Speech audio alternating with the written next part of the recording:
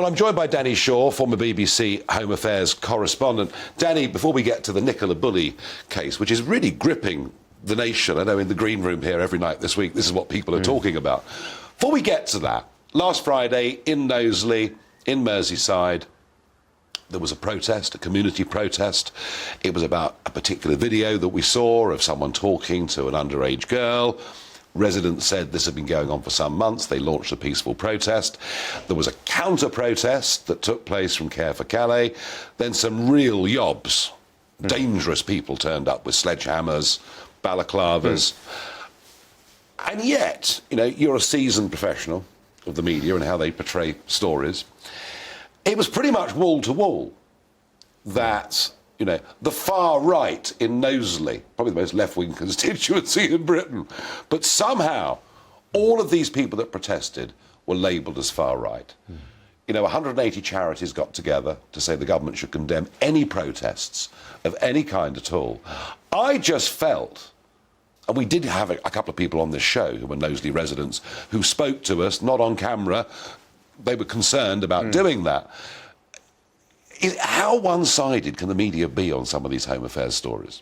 Well, I would just say that whenever there's a demonstration, whether it's to do with asylum issues or whether it's in London to do with stop the war or whatever it might be, or anti-police protest, when it normally starts peacefully. Yeah. You know, it's normally during the day, there's peaceful, it's normally sort of good-natured, and then you get the troublemakers perhaps coming in the evening. And the headlines afterwards are all about the trouble. They don't reflect the peaceful nature of the protest. So I don't think there's anything that unusual about the media coverage in that sense about the protests in Knowsley. It focused on the trouble, the disorder and all the rest of it, which was really, you know, serious. Yeah, but I just felt the very right for residents to protest about these migrant hotels was being called into question. Well, I can't speak for all the media coverage, No, sure. But I think that's, you know, there is probably an argument to say that some of that has been sort of clouded. The right of people to protest has been clouded. The police have put out a statement subsequently saying that there was a lawful protest and they were facilitating that lawful protest. Yeah. And it was then subsequently sort of taken over by troublemakers, etc. Now, you know, but it's inevitable that the focus is going to be on the trouble. I know. But you know, but I would just question. It's absolutely, people have the right to protest.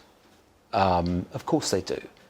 But going outside accommodation, be it a hotel, wherever it is, where people who are in this country and are being accommodated, you know, protesting outside that, is that really the best place? Shouldn't they take their protest to the Home Office?